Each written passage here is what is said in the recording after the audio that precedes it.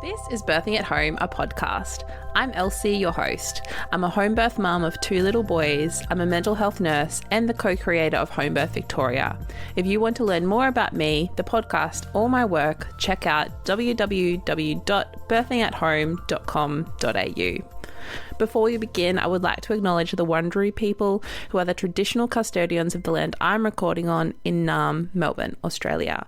I would also like to acknowledge that Aboriginal and Torres Strait Islander peoples have been birthing at home on country for tens of thousands of years prior to the British invasion and acknowledge that sovereignty has never been ceded.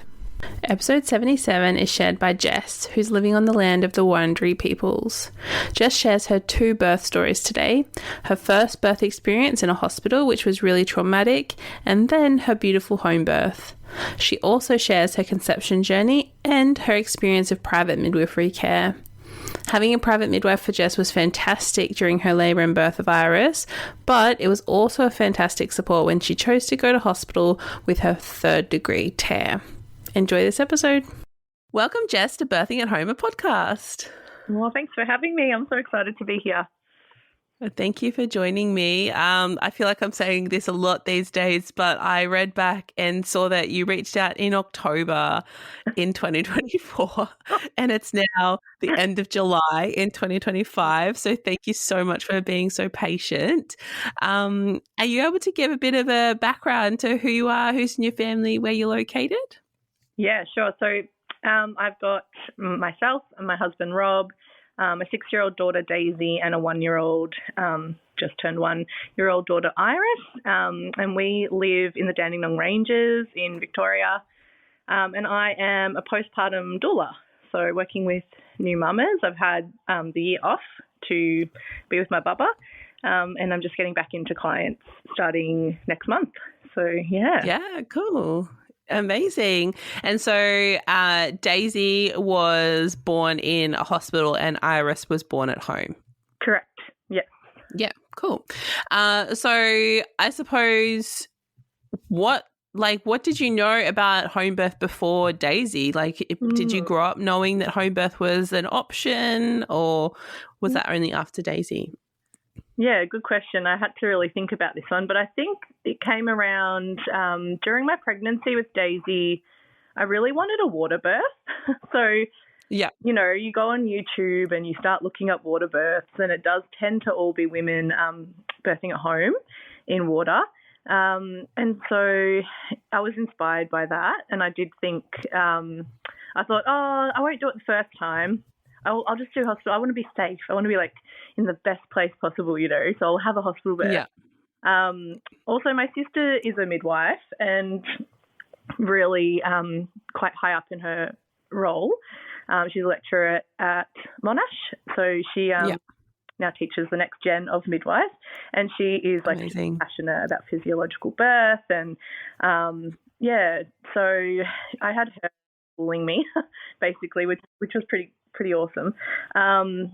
And what else? I probably read spiritual midwifery and a couple of things. So I did have exposure to the home birth idea in Daisy's pregnancy, but just still didn't feel I don't know, just society, I guess. I just was no, that's not the safest place for a first time birth. I'll do it with yeah, which, you know, regrets. But yeah, wow. Yeah. We live and we learn. Yeah. I've never really thought about that, that, you know, maybe in, you know, prior to other knowledge that maybe home birth is seen sometimes as, well, definitely it's obviously very common to think that it's less safe, but as a lesser sort of option, and that hospital care is premium quality and that's actually really interesting. And so what was your pregnancy and birth like with Daisy? So pregnancy was good. We had a bit of trouble conceiving her, so it took about 7 months, which when I go into irises, you'll be like, okay, that's like nothing compared to what we went through. So I have PCOS, so that took a little while. And then we were just thrilled, when we were pregnant. So I think like when you go into pregnancy with that mentality, all the really kind of feel like, you know, it is just a season. I will get through this. I'm grateful to be here. So I didn't have like too bad of a time with the nausea and stuff, which was pretty lucky, and continued to work. I was working as a teacher, a primary school teacher, during my pregnancy with Daisy. And then, her birth. Do you want me to like just do like a quick little Yeah, that would be awesome if you feel like you can. Birth? Yeah, for sure. It did take a long time to process, but I feel like we're 6 years away now, and I've had my home birth now, so I feel like I've really healed from her birth. Like, lovely. Yeah, so talking about it now is like not triggering at all. It's okay, good. But it was a hospital birth. It was a really long labour. As a first-time mum, I think you don't really realise what you don't know what it's going to feel like because you've got nothing to compare it to. And I think there was like this fear in me that like I had to get to the hospital before I was in transition. Like I really was like, we were 3 minutes away from the hospital. So in my mind, I was just like, okay, like I'm going to stay at home as long as possible and labour here as long as possible. But then like I don't want to be in the car during transition. So, you know, it had like the timer app on and was like timing my contractions and really like kind of like still in my I was very much like thinking about everything. I wasn't like dropping into labour with her labour. I called the hospital after I'd laboured for about 24 hours. I had called them a few times, but I was like, well, I'm going to come in soon. And they said, oh, sorry, we don't have any rooms available. You're going to have to go to it was Box Hill Hospital they sent me to. So like, you're going to have to go to Box Hill, which was about a 35-minute drive. Oh my God. I freaked. Like I remember just panicking. Like I can't get in the car. I can't be in the car for 35 minutes. So I was like, we have to go now. Like we have to go now. I don't want to like be any further along. And then, we got there probably like way too early. I ended up labouring in the hospital for at least another 20 hours.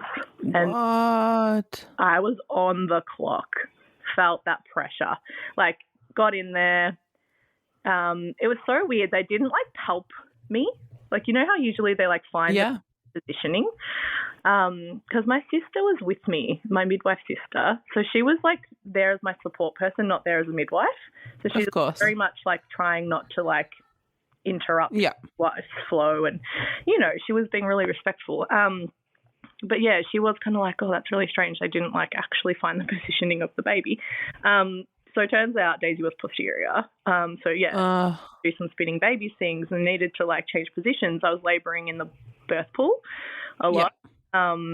Probably needed to walk around a bit and probably needed like the gravity to help shift her positioning. So things like that were happening. Didn't really feel supported. I also was in the water getting through contractions that were coming every like 4 minutes. And I remember this really horrible moment where the midwife came in and said, oh, we need to do a VE. We need to get a baseline because I hadn't had any internal checks yet. And that was like on my birth plan that I wasn't going to have them. Sorry, like I'm declining. Not like I'm not getting out of the birth pool. This is where I feel like grounded and safe. I didn't want to be observed. Like I just wanted like everyone leave me alone kind of thing. And she's like, well, we're going to have to send you home if you don't get out of the birth pool. And I'm going to have to go and get the obstetrician to counsel you. And I was like, oh my God, like this person coming into my room who I don't know. And my sister advocated beautifully for me. She was like, out in the hallway now. She just like got out there and just like went to town on like, whoa, policy is not law. You cannot force her, you know, this is her birth. This, you know, she just like was amazing. I don't even know what was said, but she just was like, lights out, candles on, you just stay here. I'm going out in the hallway to fight your fight. Had my husband too. So I had a really beautiful team in the room with me, which was nice. But yeah, so anyway, the obstetrician did not come in and counsel me. But then, It sounds so ominous, doesn't it? Like, it sounds like, oh, you're being a bad girl, so now we're going to bring in big dog obstetrician. The big dog's coming in. Yeah. The big dog's coming in. No, honestly, it was just this moment where I was like in shock. I was like, this is how you treat women who are giving birth. And then, you know, the pain, it ramped up a lot. And I think I just had in a way given up. Like I was like I was on a time, you know, on the clock. So it was like I was fighting against that. Things said like, we don't know where you're at. Like, we don't know. Like, they were checking the heart rate and that was all. She was all fine the whole time. Beautiful heart rate. So nothing wrong with her. But it was very much like I could feel this, like, you know, oh, you might need intervention. Like I could feel it, like that, you know, like little suggestions in the tones and not like, let's get out and try a different position. Like there was none of that. They were not supportive in that way. I had shift swaps. I had 3 midwives shift swaps. Wow. So, that was a lot as well, meeting a new midwife every 8 hours. So anyway, it gets to like the end. I probably was in transition when I reflect on it nearly, because I just like was like, I cannot do this. I sobbed. I actually nearly fainted because I hadn't been for like 2 days or something. And so I did end up having an epidural. I kind of spoke to my sister about it and I was like, they're going to make me have a cesarean. Like I was like bawling. Like I was like, I feel like I'm going to have a cesarean and I don't want one. And she's just like, all right, let's just like talk about what we can do here. And we kind of like, she's like, do you feel like you need some relief? Like, do you feel like you just like want to push the baby out, but you just like need? And I was like, yes. And I was like, yeah, I need something. So we got the epidural. I slept for an hour and then pushed. Wow. Born within 20 minutes of pushing. So it was like my body was so stressed. Like I felt so unsafe. I just couldn't surrender. So once, I was so devastated that I had the epidural though. That was like the biggest like letdown, because I'd read so much about the birth hormones and like how they work and then how they're disrupted with the epidural and how that can affect your baby's health. And, you know, I knew everything. So it was like almost, I don't want to do this to myself or my baby. But then I also have given myself a lot of grace when I look back. I worked so hard. I hadn't even had Panadol in like 40 hours. Wow, yeah. And it's okay. Like I was like, I've got to give myself grace. Like I tried so hard. Just mentally I wasn't in a safe place, right? So I didn't would drop into that naturally. Yeah. And so how many hours do you say that you were in labour in total? Yeah, well, you know how people say like, oh, it's not real labour if it's like you're contracting every 20 minutes? I don't know. Oh, well, yeah, I count from the moment I feel anything. I feel like that's when I'm working from, so. I agree, because like I couldn't sleep. As soon as the contraction started, I was up. So I'd take about 45 hours.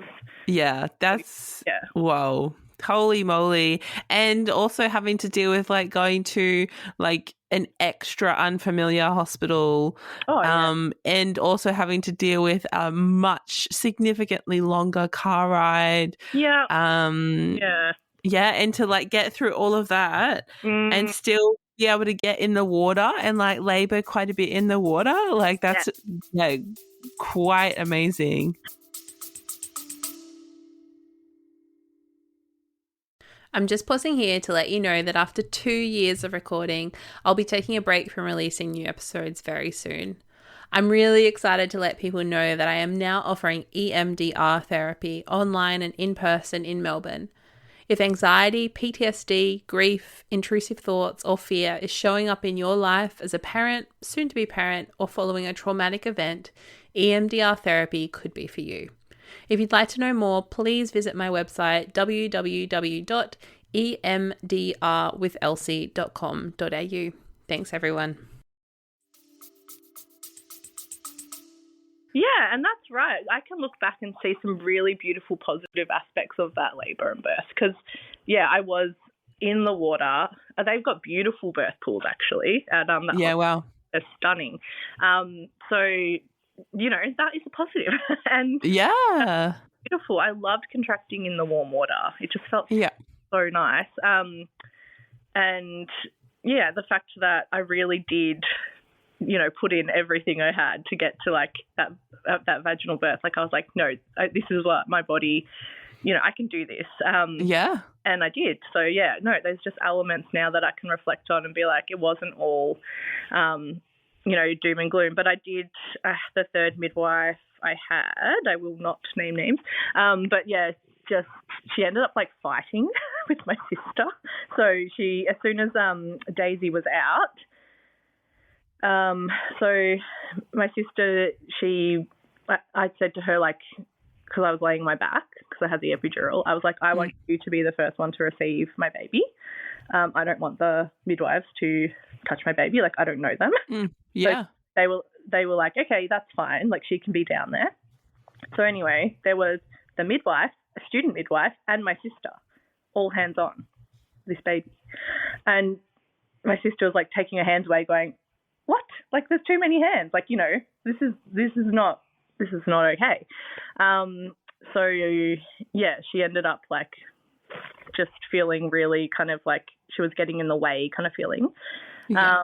Anyway, Daisy was passed up to me, and then like literally that second, the midwife was like to my sister, like, you have to leave now. You have to go. She needs this golden hour. She doesn't need any interruptions.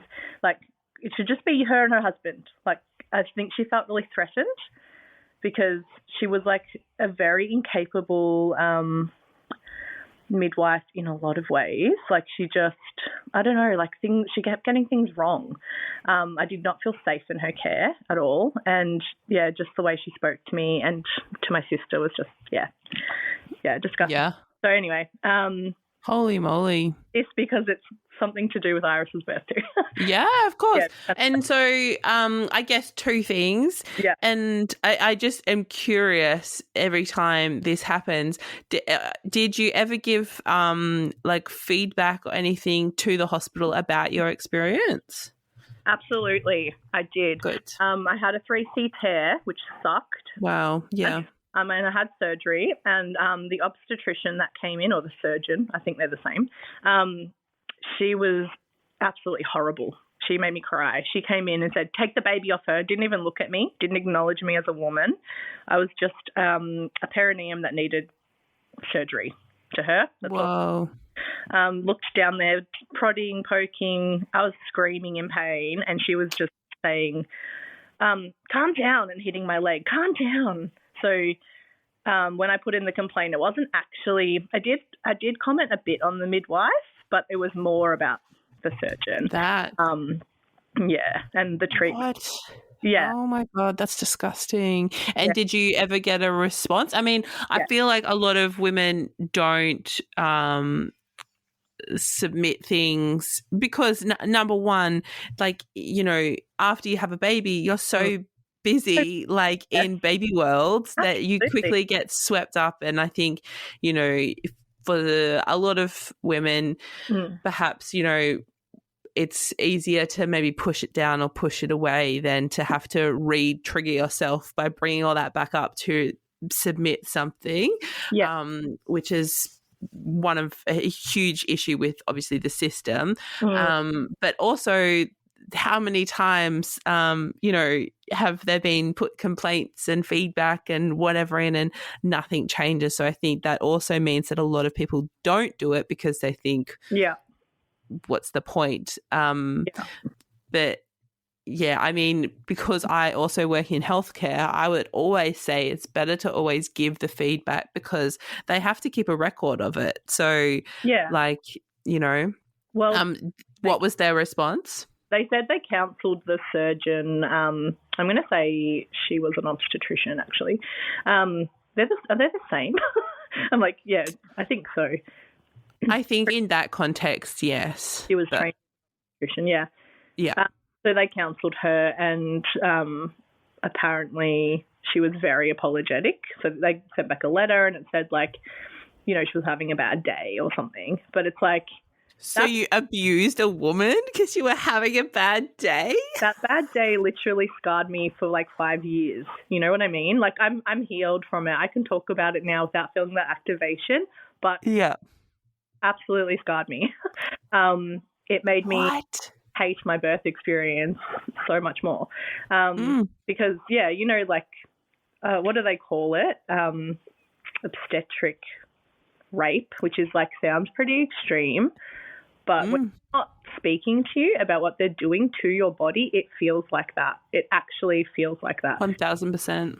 It's horrible. So, and unfortunately, a lot of women, like I was so informed that I knew it wasn't okay, but a lot of women might not know that. They might just think, like, oh, there's a professional, I've had a tear, this is normal. Like, no, you know, that, and you need to be, they need to ask permission to do things to your body, even if you've had a tear.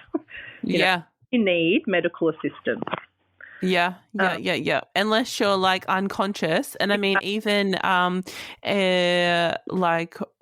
pretty sure when I've most recently done like CPR training, I feel like, or maybe it's like a different training, but I'm pretty sure they still say you should be talking through what you're doing, because if at any point they become conscious and they want to decline, that's their right to decline. It's their body. Like, yeah, absolutely. Yeah. Oh my gosh. Anyway, that's Daisy's birth. Daisy's birth. Oh, so you said that it took a bit more time with Iris to have before pregnant with Iris. Is that correct? Yes. Yeah, a lot more time. So Daisy was about 7 months.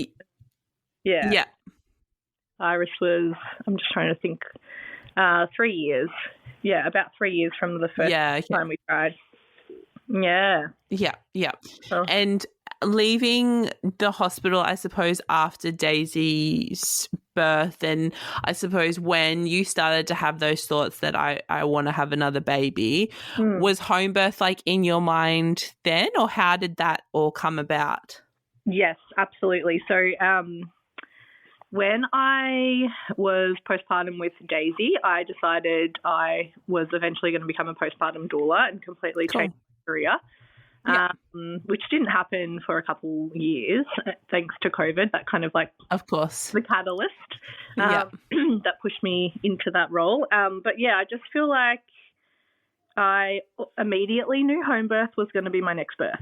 Like, there was just no question. Like, I was like, I am not going back to a hospital unless I have to, unless it's like, you know, placenta previa or like a reason. I'm like, okay, I'll be there if I have to. But if I don't have to, I'm not going back. Like, there's just no way. Yeah.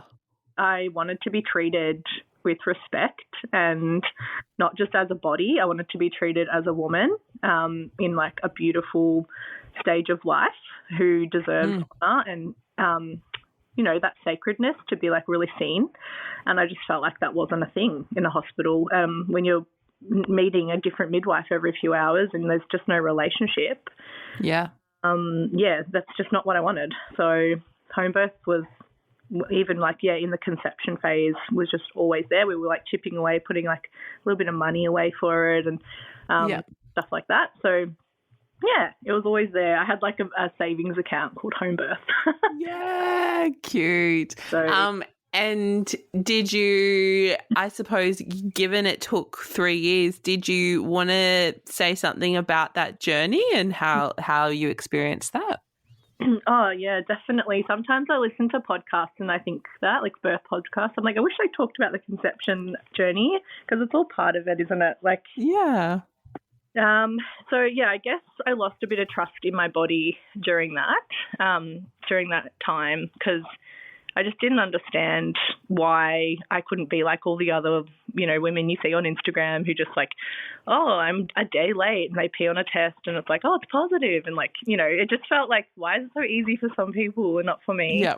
So I had PCOS and I had to like kind of deal with that. But I think the stress of COVID really got to me and also probably the birth trauma, which I wasn't that acutely aware of.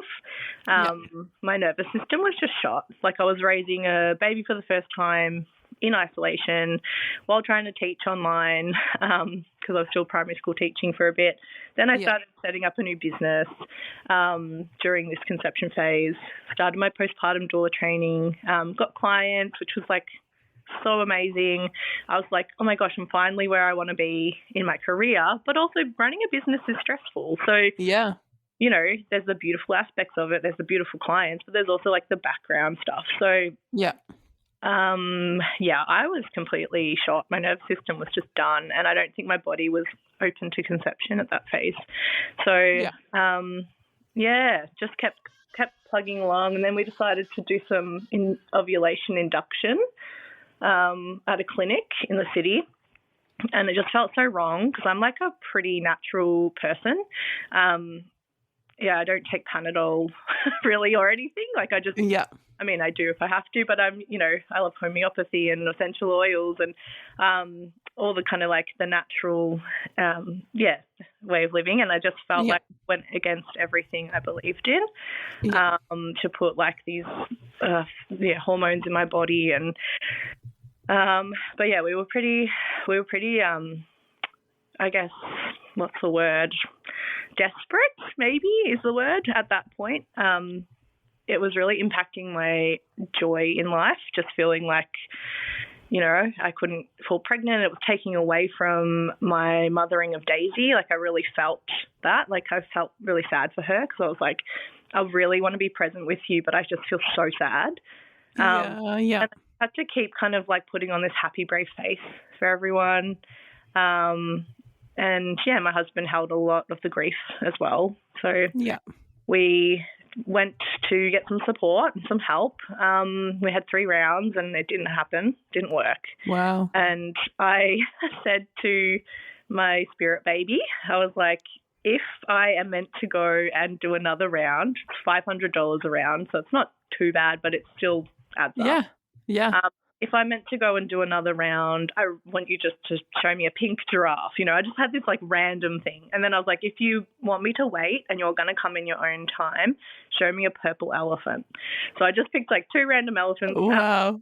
2 random animals. And then nothing happened for a couple of days. 3 nights later, I'm playing with my daughter. We're playing this, like, she pulls out this card game that we've like had on the shelf. She's just never played. And she pulls the card out and she gives it to me, and it's a purple elephant. And I just like literally was like, are you? Oh my gosh. I'm like, what? And I go, Daisy, it's a purple elephant. She just didn't know what she's like, okay. And I'm like, oh my gosh, it's a purple. Okay, I'm waiting. I cancelled. I called the clinic the next day. I'm like, I want to cancel my ovulation. I got a purple elephant. Like, you don't even know what that means. Yeah. I'm like, spirit baby gave me a purple elephant. They're like, okay. Help. I don't know what's going on here. Oh my gosh. So that was in like, I'm going to say that was April 2023 that I got the purple elephant sign. And then I conceived Iris in October. October 2023. So, yeah. Wow. Oh my gosh. That gave me like full body like chills or something. That's so crazy. Wow. It's such a, I don't know whether like, people believe in that or not, but in that moment I was like, oh, you got to believe. Surely. Yeah. Oh my gosh. And so you'd been chipping away all this time for a home birth. Yeah.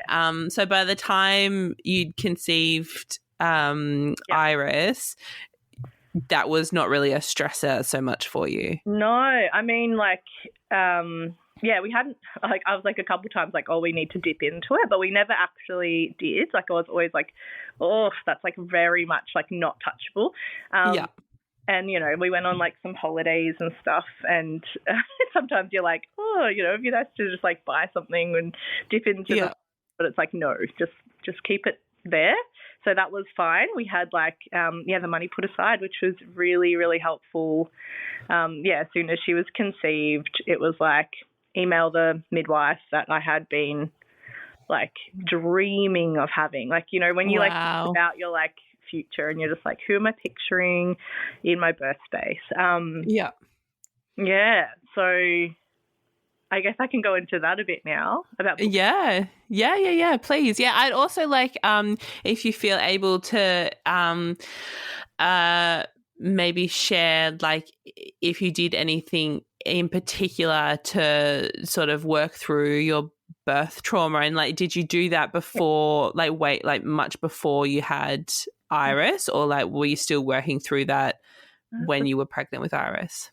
That's a really good question. I would say what I did, I was seeing a holistic counsellor for a really long time while we were trying to conceive Iris. And then, you know, when you just hit a point where you're like, I think our time together is done, like you just feel like you've got everything out of it that you can. So she really helped. She really made me see like that I hadn't failed, which was like a really beautiful thing. And that, she was just like, you have done everything possible to like give Daisy the best start in life, and like, you know, you need to release the guilt of the epidural. Like, just made me feel like really beautiful, and I don't know, it was nice. It was a nice, I think, a year I spent with her. I go once a month, which was really nice, and she'd do acupuncture as well. So cool. Like, body work. Wow.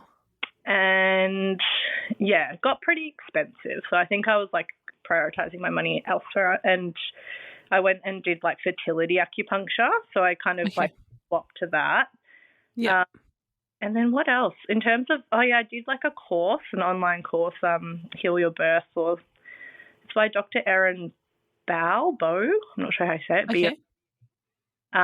So she's like a trauma psychologist. She had birth trauma herself for both of her births. So she created this, this like course online. So I worked through that in the early years with Daisy's birth. So I felt like I had done the work. I talked about her birth a lot to anyone who would listen, and I felt like that was the way, to kind of process it, because my sister was there at the birth and we're so close. My sister and I would just like often just talk about it, and she would tell how proud she was of me, and like, you know, just all that stuff I need to hear. So I think I just, in my mind though, was like, I need to have a home birth to almost like erase it. Like I just need to like, you know, and I don't know if that's like the right way to go about it when you're going into a home birth. Maybe not, because it sets your expectations pretty high, but I just wanted to feel in control of my body, my choices. Yeah. I certainly know that after my first home birth, and because like the end was not how I had hoped or imagined or whatever, that I actually felt like I needed to do it again, because I didn't realize that I'd held on to the fact that, or not the fact, I'd held on to the idea that I couldn't do it, and that my body couldn't do it, and my body was like incapable of doing it, or So I can understand that. I'm sure lots of listeners will also have experienced something similar. Prove something to you, not to anyone. Just like, like I can do it, you know. Absolutely. Cool. Yeah. So what was your pregnancy like with Iris? Yeah, it was really lovely. Like the first, I was casual teaching a little bit as well as having clients. So I remember the first 8 weeks I was super anxious that I was going to lose her, because I just had such a long conception journey. I'd had like early chemical pregnancies and stuff during it as well, and I missed it. So I did have like a bit of trauma around loss. So I just was like holding on to hope that she was going to stick. And like there was like a bit of spotting at the start and stuff like that. So I remember just being like a complete mess mentally. I probably should have like seen a counsellor or something at that point, but I did not.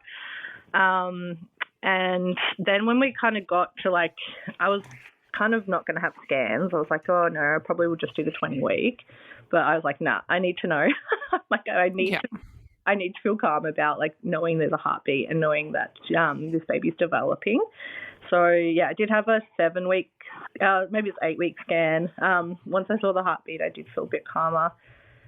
And then the 12-week, again, I just felt like leading up to the scan super anxious. But yeah, then I did start to kind of like drop in to the pregnancy and just relax a bit. Yeah. I would say when I felt her movements around 20, we were on holidays actually. We were like up the coast, the East Coast for 6 weeks. And I remember I was about 24 weeks pregnant and she started like really moving. And I was like, oh, this is the best. Like now I know you're real. Like, yeah. Like I'm waiting for a scan to see you. Like I don't need that now. I have got, you're here, you're real. And then that was like a really beautiful time. So I'd say like, yeah, probably up until then, the anxiety was like quite high, especially first trimester. But I was really like, very nauseous, which was I'd vomit and I'd be like, thank you. I'd be like actually thanking her for like being sick. I'd be like, oh, I'm so glad I'm sick.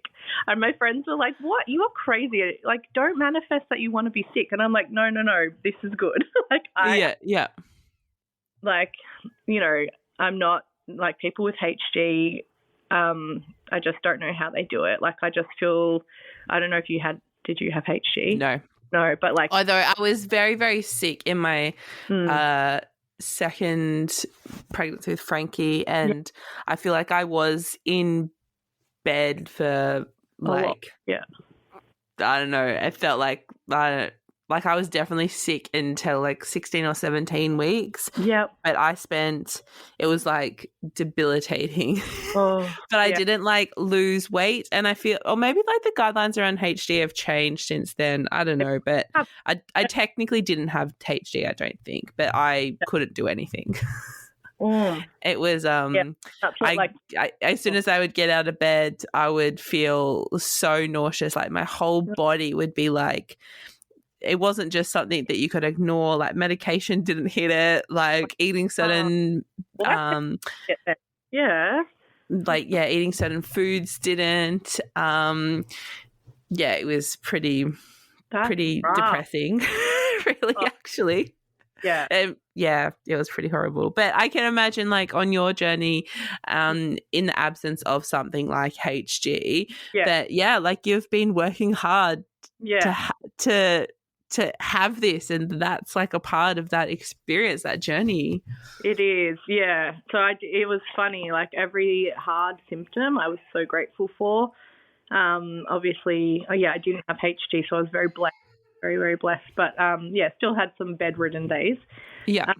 And my husband, like, stepped up and, you know, just was an amazing dad to Daisy during that season and time. But, it was short-lived. I would say it was about 6 weeks of, like, being really, really sick, and then the vomiting stopped. And then, it was a good pregnancy. My coccyx was, like, really inflamed. Actually still is. Like, as I'm sitting here now, I'm like, ow.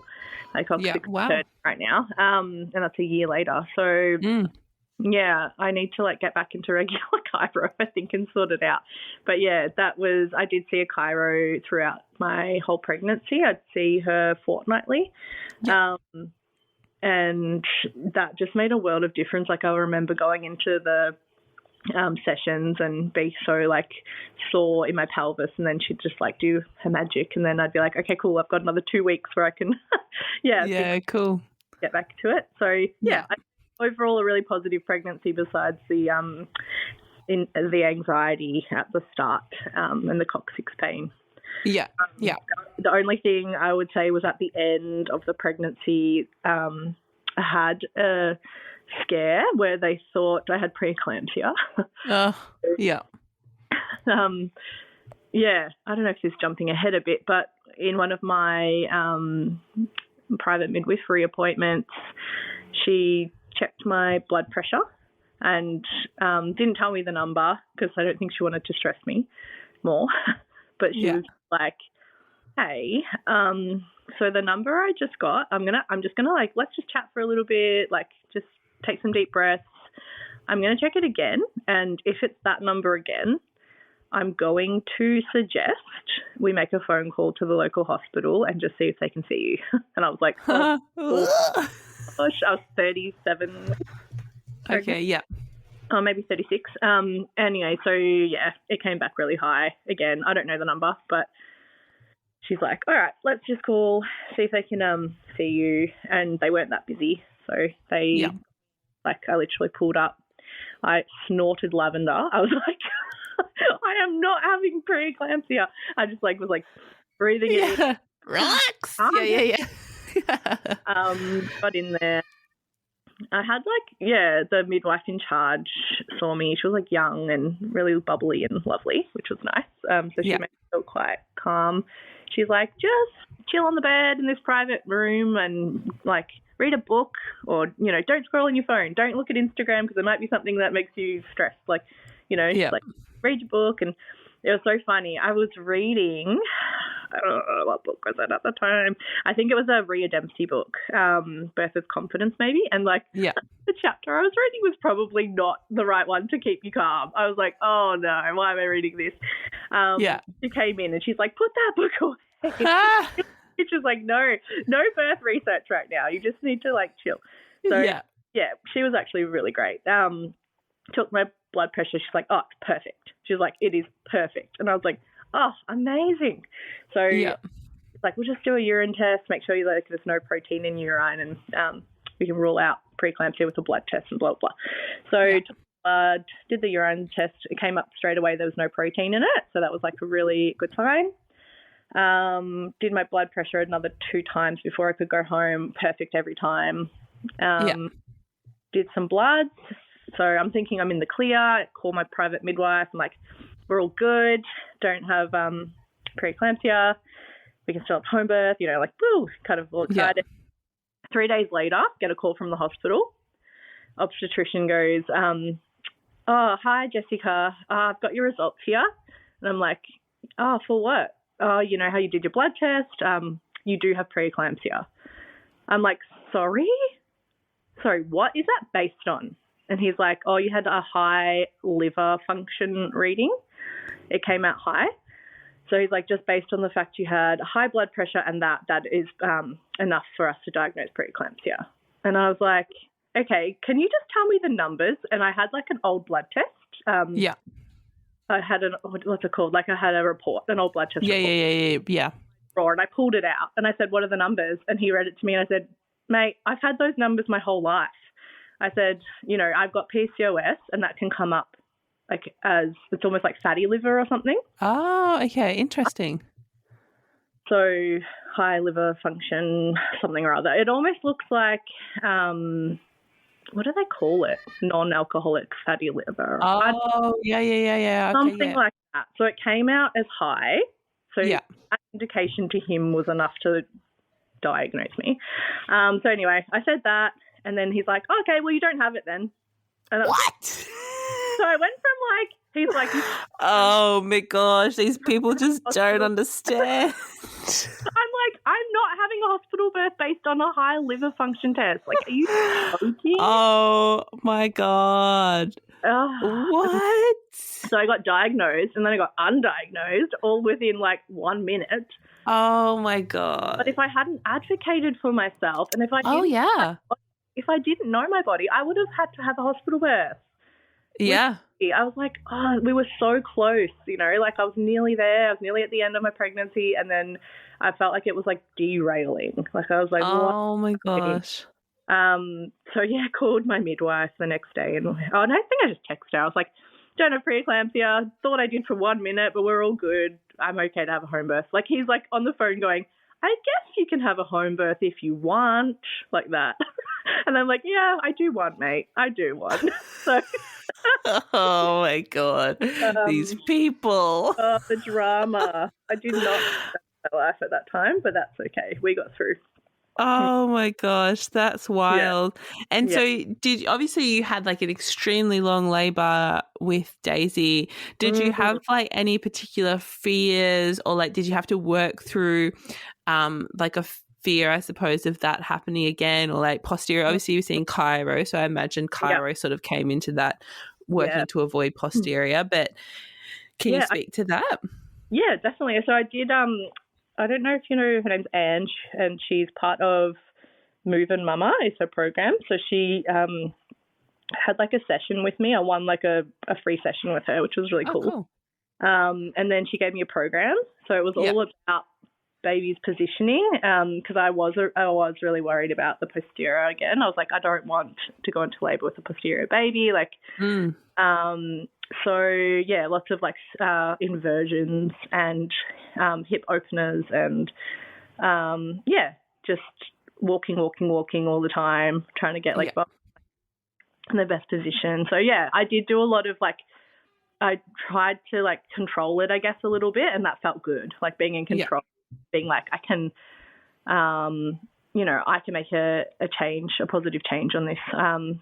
Sometimes you can't. Sometimes you can do all those things and they're still going to be in that position. But no leaning back on the couch, and like when I was in the car, like trying to like sit up and things like that. Like really intentional, I guess the word is, about my body. So, I felt good about that. It was more the tearing, to be honest. Of course, yeah. Scared about. I did an internal pelvic release session where I just wanted, I wanted the practitioner to just feel my scarring and just kind of, like, reassure me that, I can do this. Like, I can have and yes, it was such a positive session. She talked about positioning. She's like a private midwife as well. Like, when you're birthing bubs, like here's like positions that will help, lessen the chance of a severe tear. And, we talked through that, and yeah, it was just such a beautiful session. She just pumped me up and was like, you've got this, like your vagina's stretchy, Yeah. I was like, amazing. So, yeah, that was cool. Nice. I didn't go into birth with too many fears, to be honest. The long labour fear did hit me during labour, though. Yeah. So I'll start Iris's birth story if you like, because it's talking for a while. Did you have any, pre-labour signs? Yeah, I did have Braxton Hicks a lot, like leading up to it. So I'd often be like, oh, is that a contraction kind of thing? Yeah. I'd say that was like just kind of stopping and just like focusing on that. Sometimes I'd feel like, oh, this could be the real thing. Yeah. And then it would just kind of like fade. But Iris was born on a Friday morning, and on the Wednesday, during the day, my mother-in-law came over and we'd gone for like a walk. I live like in a very hilly area. Okay. So like it's a 800-meter walk to the shops and the playground, but it was really hard that day. Like I was just like, oh my gosh, it feels different. And we were at the playground and I just said to her, something's changed in that walk. Like something's shifted. I've got to get home. Like I just, that feeling where you're like, I don't want to be in public. Like I like be in my like little cocoon. And as we were walking back up the hill home, it was like, I just knew, like I was like, yeah, it's happening. She was due the next day. So she was due the 11th, and this was the 10th. And she'd like cooked us, my mother-in-law had cooked us dinner, and, it just felt really like taken care of, and like I could relax that afternoon. I was putting Daisy to bed later on that night around 8 o'clock, and I felt like the contractions were definitely contractions, not Braxton Hicks. Yeah. So I was just like laying in bed, and as she like drifted off to sleep, I was like, oh, what's that? And then I had my phone next to me and I was like, oh, I'll just like see if it happens again. It happened 10 minutes later. Then it happened 10 minutes later. It was like really quite consistent. Yeah. So I got up. My husband was like watching the footy or something, and I don't know, not footy, Wednesday night. I don't know what he was watching. Something. Yeah. And I came out and I was just like, oh, we're on here. Like, I think I'm going to give birth tonight. And he's just like, oh my gosh. Like, it was just like this moment. We hugged and the fire was on, and it was like, yeah, it's just like had a really good feeling. He's like, do you want me to blow up the birth pool? And I was like, oh, it could be tonight. It could be like tomorrow. So let's just like wait. It doesn't take long and whatever. Yeah. I messaged my sister and she was like, yeah, they definitely sound like contractions. Like, awesome, you're on here. Like, this is great. And messaged my private midwife. She didn't get back to me though, because it was like 9 p.m. by the time I was like, yeah, this is contractions. Yeah. She didn't get back to me. So I ended up at 2 a.m. calling her. Yeah. because I wasn't actually, like, I was still contracting every 10 minutes, but it wasn't, like, intensifying. Like, I was, like, I could easily breathe through them. They were just like, oh, here we go, and we're done. Like, kind of thing. Like, yeah, okay, yeah. Very early labour. I don't know why. I felt like I had to call her. Like, I was just like, I don't think I'm going to go into labour until she knows. So, poor thing, woke her up from her sleep at 2 a.m. to me just being like, hey, I'm contracting. She's like, oh, okay, like, what are they like? And I was like, oh, they're so easy. She's like, okay, go back to sleep, Jess. Like, yeah. Why are you awake? I'm like, I don't know, I'm just really excited. She's like, okay, are you in bed? And I'm like, I'm in bed. And she's like, stay in bed, do not chase them. Like, amazing advice. She's like, I don't want you getting up and bouncing on balls or walking. I don't want you doing any of that. She's like, just rest.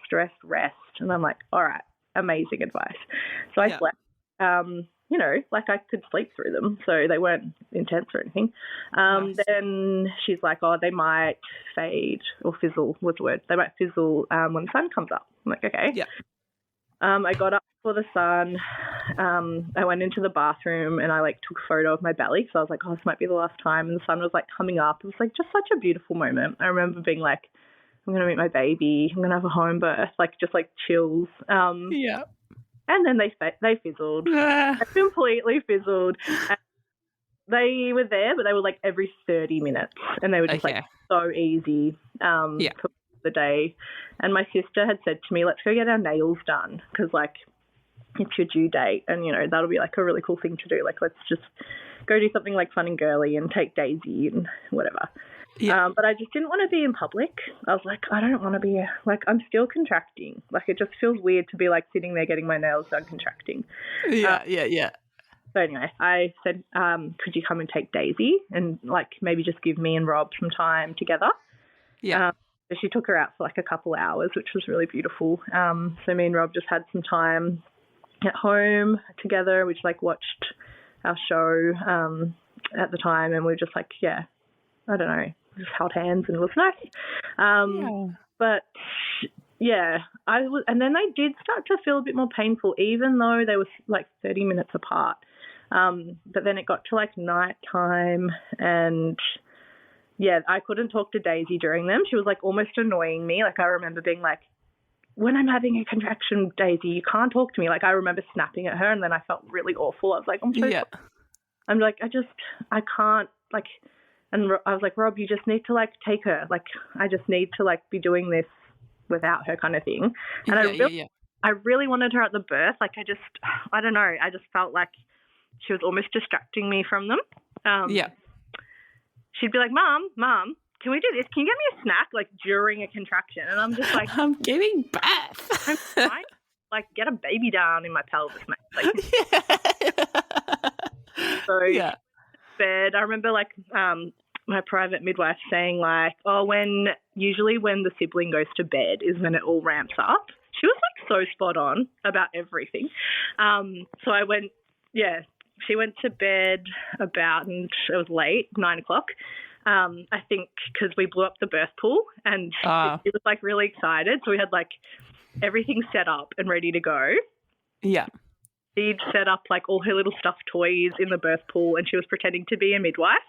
So, it was so cute. Yeah, she had this like little play first before she went to bed. Like when you wake up, Mummy will be like pushing out the baby. So like you can watch that if you want. And she's like, I really want to see. I'm like, okay, well, we'll make sure you're awake for it. So, and then, like, I said goodnight to her and just sobbed. Like, I was just like, oh, baby, like, this is the last time you're going to be my only baby. Yeah. And I think I needed that release. It was like an oxytocin thing as well. Like, I felt really in love with her. And, like, I think, they just ramped up. I was on, like, the Fitball. I had to have the TENS machine at that point. Yeah. They were coming pretty hard then. I was making noises as well as we're collapsing through them at that point. But they were still only like 7 to 10 minutes apart, a bit random. No one came, like none of my support came at that point because I didn't really need it. And then Rob got up from putting Daisy to bed and I said, let's watch an episode and then go to bed. because I just kind of wanted it to feel normal. I don't know. Like a Yeah. the night normal. So we did our normal routine, cup of tea, show, whatever, go to bed. So 10 to 10:30, tried to sleep. But yeah, I slept a little bit. And then about 2:00, I called out to him. Like I was just like, Rob, because he sleeps next to Daisy. So he doesn't sleep to me. Yeah. He still needs that comfort in the night. Yeah. What works best for us, it's just the easiest way if we all get sleep. Yes. So I called out to him in the other room. He came in. I was like, you need to call my doula. I had a beautiful doula. So she was going to be my postpartum doula, but then she was studying birth doula work as well. So she's like, I'll come for free. And I was like, oh, my God. Ah, cool. So she was amazing. So she came over, it would have been like 2:30. So she came pretty quick. And then my private midwife was like not far behind her. Yeah. So yeah, say like I was in the shower when they rocked up, and I came out of the shower and I remember seeing my private midwife and just like, I just burst into tears. And I was just like, I can't do this for like a long time. I'm like, I can do it, but not like, what if this is like 45 hours? And she's like, Jess, your body's done this before. She's like, it knows what to do. You know what to do. You've got this. Trust your baby. Trust your body. Like, just like, she was amazing. Just like her words. Wow. Yeah. Needed. This is 3 a.m. She's like, all right, you know, I'm just going to set up my equipment. So she's like off doing that. There wasn't any water in the birth pool at this point, I don't think. She just said to Rob, I'll just put cold water in it and we'll fill it up when we need to. There was no urgency. Like it felt really calm. My doula was like in the kitchen, just like making cuppas, and the second midwife was still at home. Yeah. About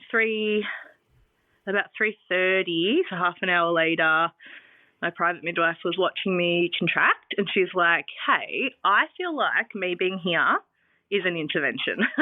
She's like, I actually feel like if I'm not in your space, you're going to like labour better. I only live 25 minutes away. I'm going to go home, and then I want you to call me when it's like go time kind of thing. Yeah. And I was like, oh, okay. She's like, go to bed. I want everyone in this house to go to bed. Like she's kind of like, you know, tuck everyone in. So we were like, all right, you know, it's not on tonight kind of thing. It's going to fizzle. Then, yeah, I was like, my doula's name's Shannon. I'm like, Shannon, you can sleep in the spare room. She's like, okay, thank you. You know, we said goodnight. And then I was like, oh, hang on. I was like, oh, there's another one coming. It's really big. And I was like laying on the couch. And then she came over. I was like, I need your hand. I like grabbed her hand and my waters went like this. What? Oh my gosh. And so had the midwife left already? On, yeah. Oh my gosh. That's been so funny. Been gone for about 15 minutes, so not long.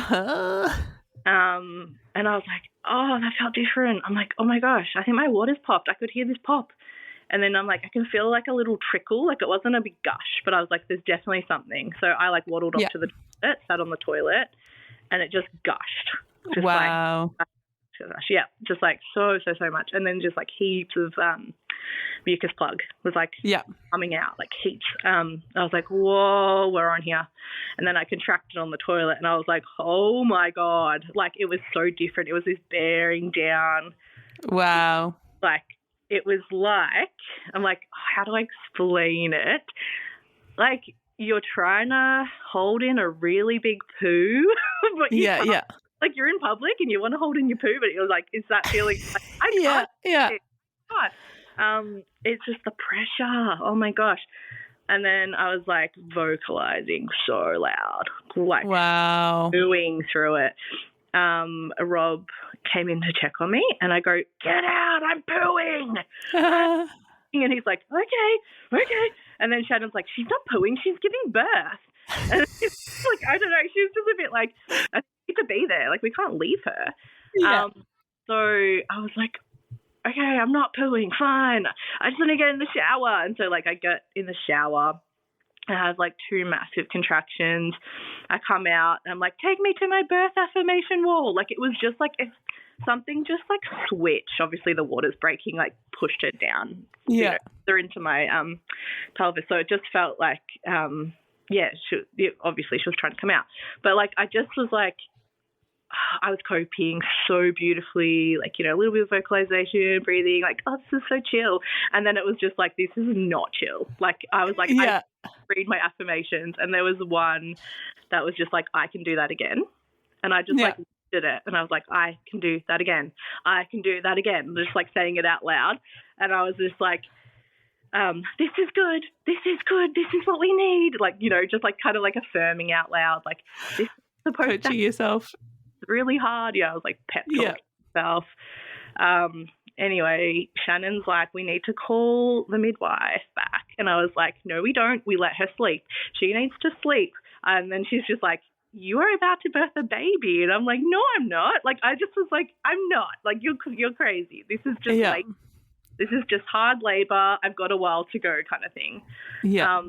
Just side note, I'd watched my sister birth her baby at home in December, so 6 months earlier. Oh, wow. Yeah.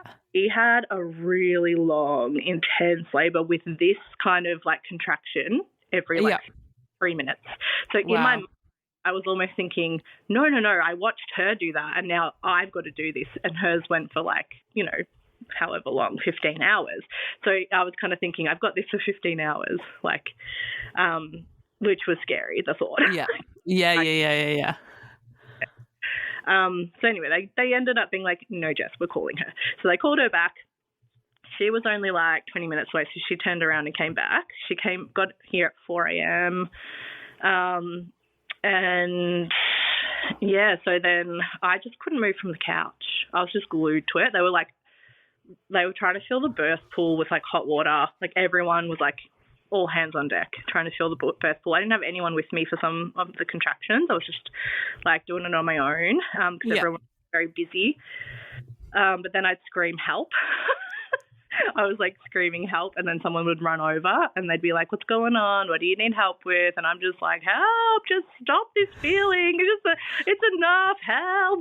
And they're just So, yeah, Rob would, like, hold my hand, and they eventually got the birth pool filled, but it was, like, 42 degrees. Oh, no. So I couldn't get in. Boil, yeah. And then I put my finger in my vagina, and I was like, there's a head. I can feel a head.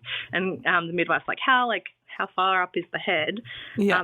Like, this far, and I held a finger up, and she's like, okay, all right. She's like, how do you feel about lying on your side? Because, like, you know, to prevent the tearing and stuff. Yeah.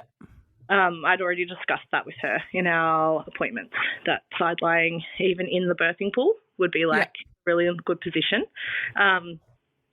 And she's like, I just want to let you know, Jess, the pool's really hot and you're probably not going to get in. And I was like, I don't care.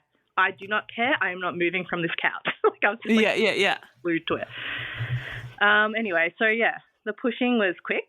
She was born at 4:27, so I would say I might have pushed for maybe 10 minutes, 12 minutes. Wow. But, yeah, like, when I look back at the videos, I was like, wow, I went from, like, psycho to, like, calm. Like, I was so calm during the pushing. Yeah. Just, like, breathing through it. I knew. I was like, I've got to breathe. I can't force this baby out because I really didn't want to tear like I did last time. Then, yeah, the heart rate dropped quite a bit and it wasn't really recovering. So she was like, hey, I'm gonna ask you to, like, push into this next one because I wasn't actively pushing. Like, it was just like that Ferguson, I think it's called the Ferguson. Ejection reflex. Yeah, it was just happening, right? Which was like beautiful, beautiful feeling because you're like, your body's just doing it. So, yeah, that was a bit hard because you're so out of it as well. Like, you're not really, like, in your brain. You're in your body so much. And I almost felt like I was like, oh, nah, baby's okay. Like, I just knew. I was like, baby's okay. But, like, also we'd wanted this baby so much that I did kind of, I guess, think, nah, I've got to do everything to get this baby out safely as well. Yeah, it was a funny feeling. It was, like, conflicting. And, so I pushed. I said, is my perineum safe? Midwife said, it's like as safe as we can get it kind of thing, you know? Yeah. She came out, like, pretty quick, and then her abdos are good. Like, I think she recovered quite quickly. She was a little bit floppy when she was first out. She didn't like landing into her body. But yeah, we had a few cries and stuff, and it was really calm. It was like a really calm moment. And I just kept saying, like, oh my gosh, like, thank you for coming, baby. Thank you for coming. Like, I'm so glad you're here. Like, oh, thank you. Yeah. It was a boy. I remember saying, like, mate, thanks, mate. Like, seriously. And then for a while. Yeah. A second midwife came probably 5 minutes after the birth and was like, oh, yeah, sorry, wow. missed your birth and I'm so sorry. And it's like, oh, no, that's fine. What's happening? And then it just happened.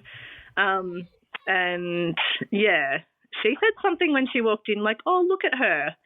And no one knew it was a girl yet. And I was like, what, her? And then she's like, wait, don't you know what it is yet? And, like, she had no idea either. So she didn't give it a So we girl and we were like, oh my gosh. And then the name Iris had come up only 4 days before her birth, so it wasn't even on the list. There was just signs everywhere again. And I just said it's a girl, and the midwives were like, oh, beautiful, do you have a girl name? And then Daisy's just like, it's Iris, like, her name's Iris, like, it's just like duh. Yeah, it was so beautiful, that moment. And then the golden hours after, because when you're in a home birth, you get so many hours, don't you? It's like I feel like after our first feed and after the placenta came, which was really quite quick as well, cool. Came the toilet, the placenta. Yeah. Which was good.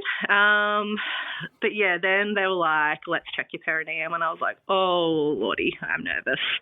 I felt a pop when I was birthing Iris, and she was 4.1 kilos. So she was a big bubba. Which I don't like. That's not to say that causes tears, but it is like a risk factor. So yeah, I did have a tear, unfortunately. It was a 3A this time. Okay. It's a much lesser severity than my first tear. It was actually nearly a second degree. Like, it was a few fibres off being a second degree tear. But back to that, there were like a few fibres, like, going into the anus. They declared it a 3A. So, yeah, the midwives were beautiful. The way they handled it with so much honour and respect of my body. And they were just like, here's your options. Like, you've got options, we can do it here. They're like, we can try our absolute best. And you probably will need a review by a surgeon. Like, we need to make sure we're doing a good job. We don't want you in pain.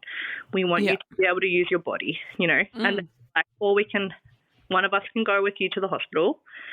We can get them to give you some pain relief, stitch you up, and then you can come home and rest with your baby, which option? And I was like, hospital. Like, I just knew it. I was like, I would prefer this done properly, not doubting their skills, but I was just like, with the lights and like, of course, lights and proper surgical equipment. Like, I just felt like I would rather that than have to like get it redone kind of thing. The newborn. Yeah.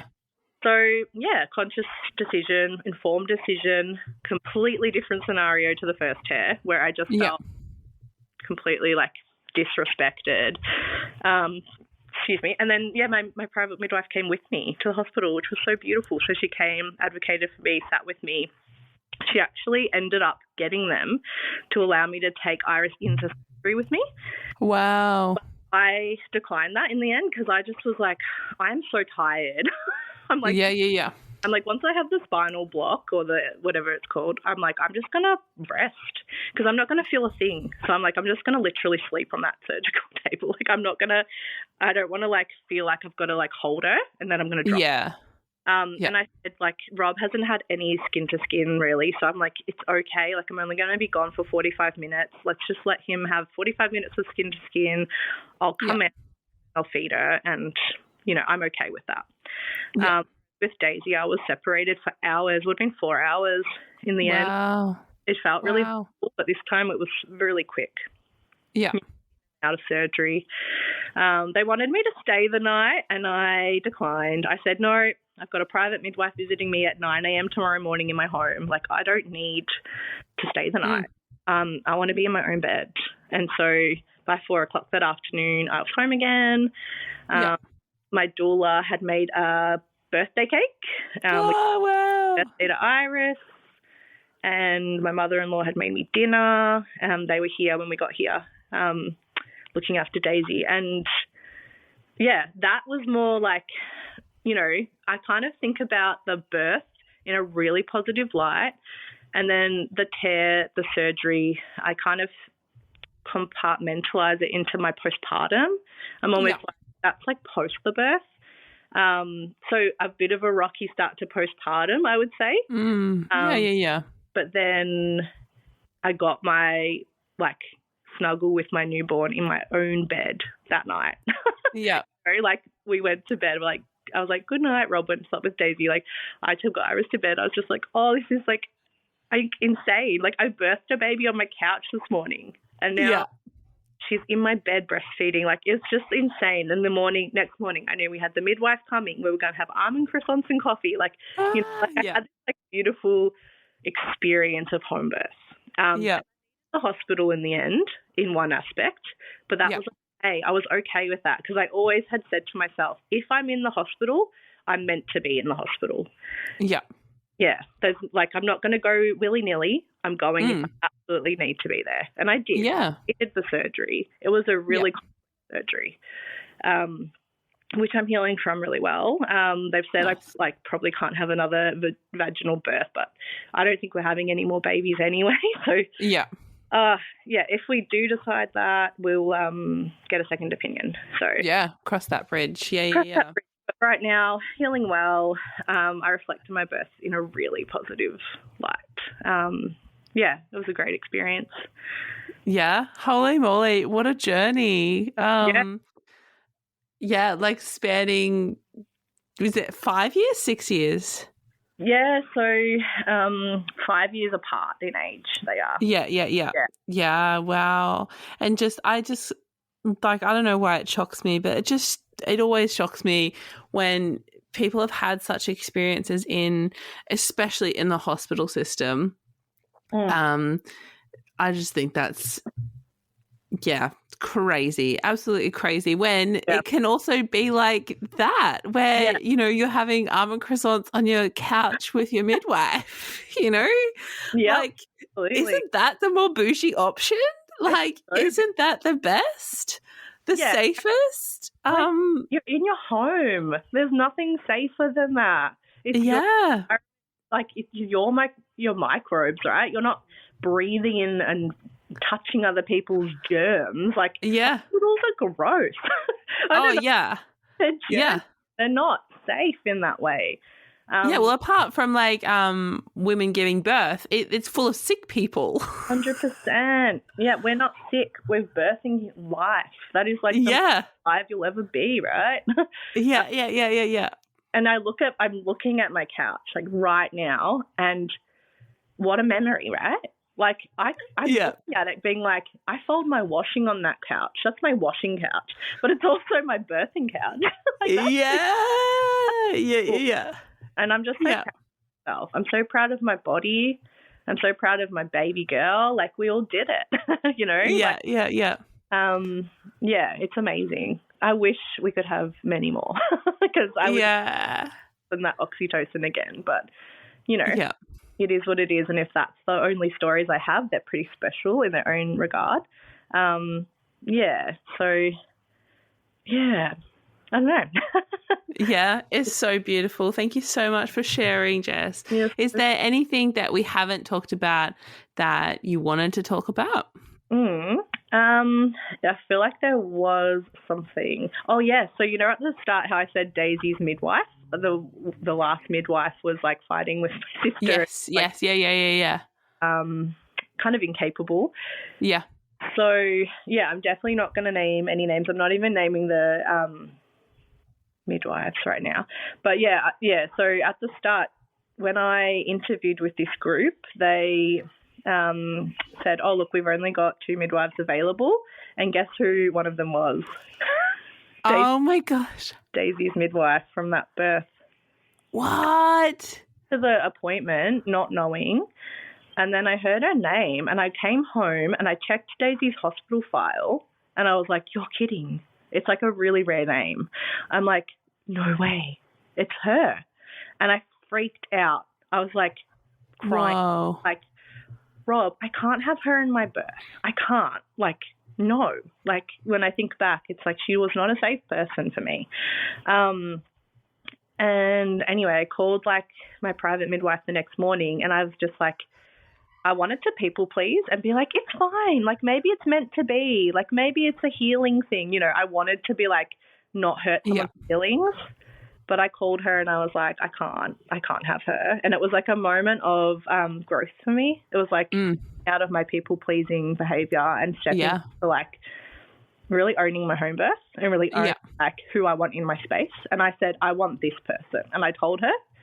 She said, oh, she's booked out or she's away or something. And I said, okay, I might have to go with a different group then. Like, I kind of was just like, nah, like.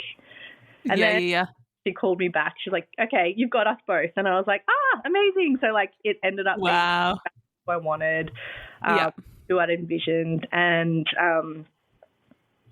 that other midwife, she ended up. That's crazy. That's crazy. And you have to hope that there've been, I mean, the reality is that so many midwives, I mean, including myself when I was a student midwife, like the university that I studied at, we weren't allowed to go to home birth. So, and the chance of like a physiological birth in a hospital is quite rare, really. Yep. So what student midwives, I mean, I know that some unis now, like student midwives can be a part of home births and stuff, but like realistically, that's not the majority of births that they're seeing. So they're not actually trained in how to provide, 100%. This care in the way that, an experienced home birth midwife could, who's been around physiological undisturbed birth so much more. Yeah. So you have to trust that midwife, over the past 5 years has gone through some growth or something. Growth and change and recognize that the system's fucked. Maybe. And but like just for other women women out there, like surely. I really, really hope so. It didn't end well with her. She ended up not being a part of the group for long. Oh gosh. So it wasn't just me. I kind of no. I know. I feel like sad for the women who had to deal with her. But they recognized that very quickly as a group, and they recognized that. So I felt kind of not crazy because I was like, it's not just me. Birth being like, oh, maybe I'm being sensitive, or maybe I'm being like, no, she wasn't actually that good at supporting women, I guess you would say. Well, it's the same as the obstetrician, and I mean, like it's great that they responded to you and they gave some shitty excuse that the obstetrician was having a bad day. Yeah. But how many women did that obstetrician see that day, Like, and how many women actually did submit a complaint? Probably not many. Probably not. Exactly. Oh, yeah. One more thing I do want to mention before we end the conversation is just during my surgery, again, an obstetrician said to me, oh, honey, you've done this to yourself. You had a home birth. What do you expect? And I have so my beautiful midwives have put in a complaint about that, because she said something about like, oh, we really had to do some plastic surgery down there, like that as well, about my labia and vulva. And what? She also said, so she said that. She's like, if you hadn't had a home birth, she's like, if you have another birth, you need a cesarean or you need an epidural and you need to push slowly, like really telling me off. And I just turned around like in my like state. I've just had a home birth. I've just done this amazing thing. And I just said to her, oh, did you not read my file? I had a 3C tear with an epidural pushing slowly. And she goes, oh. And I said, yeah, and this is only a 3A, so that's pretty good. And then she's just like, okay. And then she had nothing to say. And then the other surgeon came up to me and said, she's like, you did really good. Well done. Like, you birthed a baby. That's great. You know, it's kind of like, oh, my gosh, I've got to make up for this comment. Oh, my God. So anyway, it didn't affect me the way Daisy's affected me because I had support. I had my midwives backing me. They're having croissants outraged. They're sitting here going, he said what? Oh, my gosh. And, like, you know, so I had, like, that beautiful team to be like, now I can pass on my complaints. They can put them into the hospital system. Yes. I'm sorry. I can just be with my newborn. Yeah. So, yeah, home birth all the way. 100% recommend. Yeah. That's brilliant. Yeah. Thank you so much, Jess. No, thanks for having me. I'm sorry it's been such a long conversation. No, it's perfect.